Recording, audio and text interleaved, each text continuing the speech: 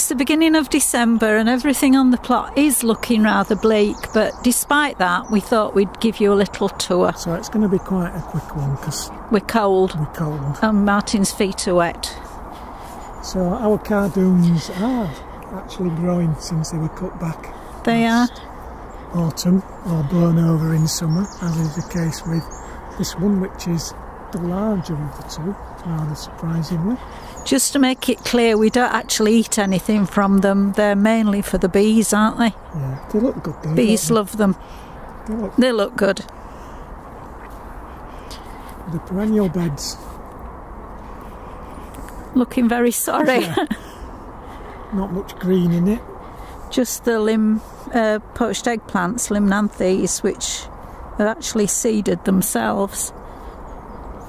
I'll probably have to thin those out a bit. There's a lot ready for pulling up, cutting back. Still a few roses. Few soggy buds. Which will have been frozen solid this morning.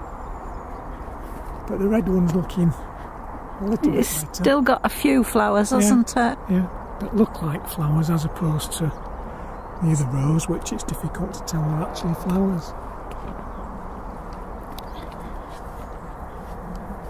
So on this part of the plot we've got these 4 beds all dug over, hopefully ready for spring. This one will need digging, it's got green manure in. It's a mixture, isn't it, that one? Yeah. Fruit trees are pretty barren. Are bare. Nothing on them at all. So if we head through here, we've got another bed of green manure. This time it's grazing rye. Which looks like couch grass. A lot too much like couch grass, really. And people are going to be thinking, what on earth are they growing in that bed? They always think that about us, don't they? Yeah, what the idiot's growing now.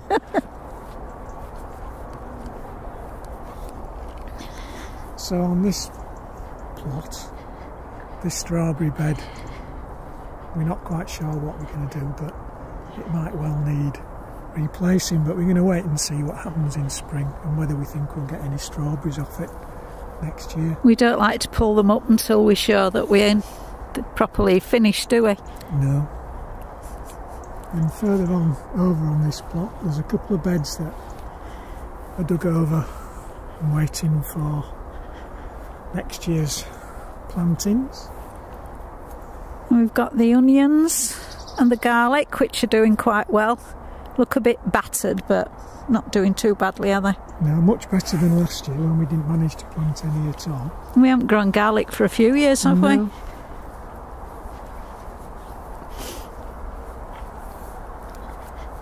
Then we've some raspberries that look a bit... They've not put on much growth at all, have they, this year? But the fence needs restaking, so that's a job that needs doing fairly urgently. Black raspberry, that grew really well, didn't it, last year? To say it was a new one. Yeah. And the canes look really quite nice. Oh, somebody's singing to us. Saying idiots, what are they doing down here? Getting cold and wet. Honeyberry bed could be another one that needs sorting out. Not could be, is.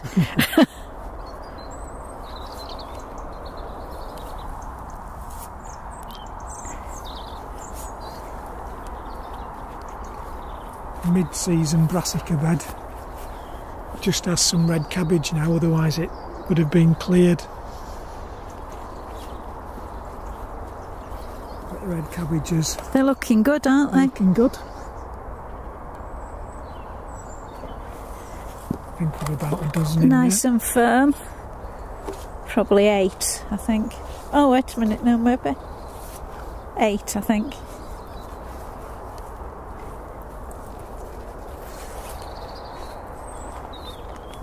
We've got some buds, which is a little bit worrying at this time of the year with the worst of the winter still to come. They'll be okay.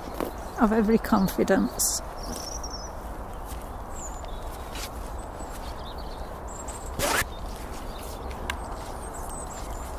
This bit usually looks quite pretty, doesn't it, for most of the year, but very barren now.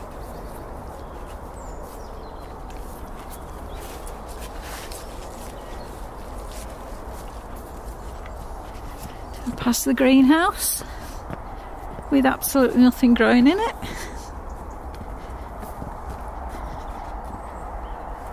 And under the fruit trees. Plum trees, green gauges. We're going underneath. Shall we do what we harvested? Oh, okay. We had a little bit of a harvest before we started doing any video.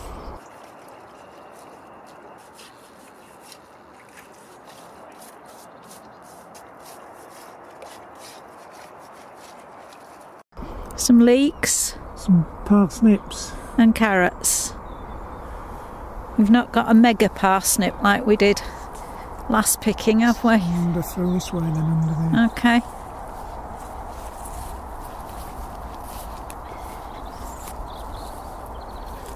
So we've still got one bed to start and see what we can do about it. Major renovation, that, isn't it? But then we've got a couple where we had bonfires that have been dug over, and it should be okay for next spring.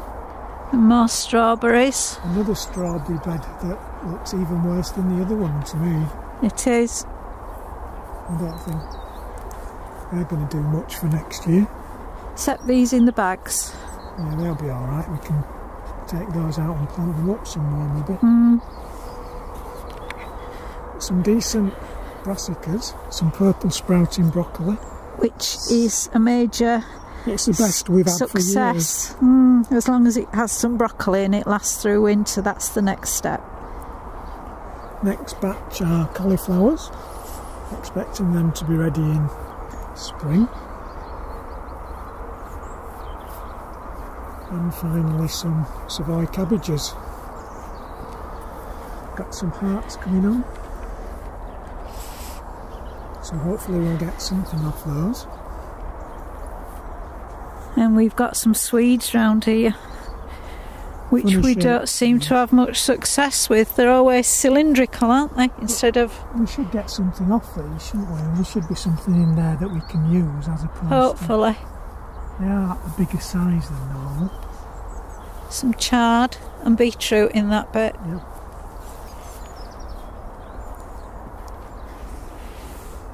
And the leeks.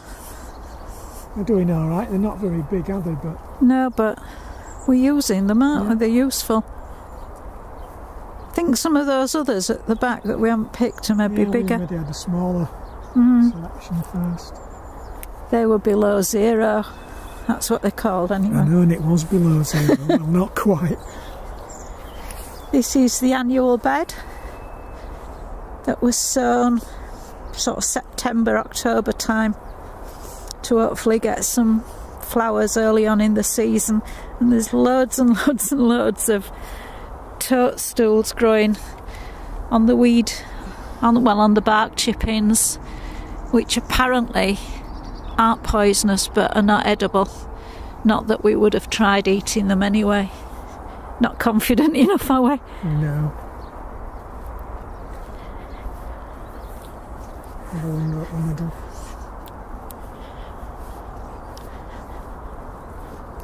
So again, we've got beds to go over, haven't we, on this side? We have, yeah. That are ready for spring. Hopefully the weather will break some of those clods down, won't it? Yeah, they'll be soft we at hope. least. And then we've got carrots and parsnips covered in straw. So we dig as required through winter.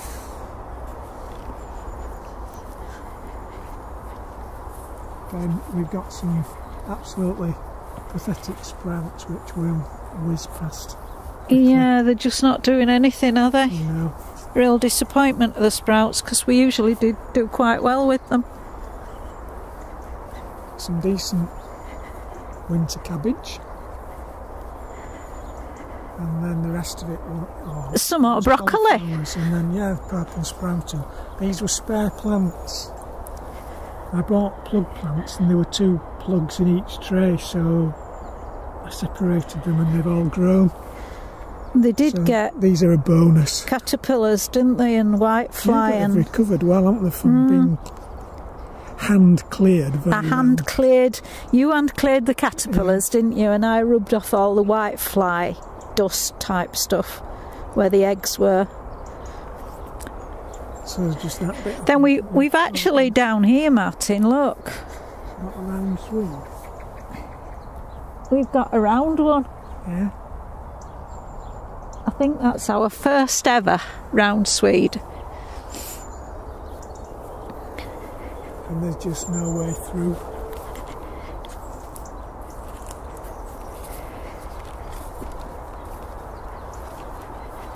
And this is the final little bit, isn't it? It is, yeah. Which is mostly dug over for spring. Then we've got the hazel to coppice, the big one, haven't we? That we coppice. Yeah, the one on the left will be coppiced before spring. So every couple of years one of them gets the chop, doesn't? Yeah. And then the branches are used for sweet pea poles and whatever else we want to use them for. Yeah. And the littler one that was done. Was it done last year? No, it was last year. I had a look. It was last year, yeah. And of course all these buddleias need cutting back as well, don't they? Yeah, they do.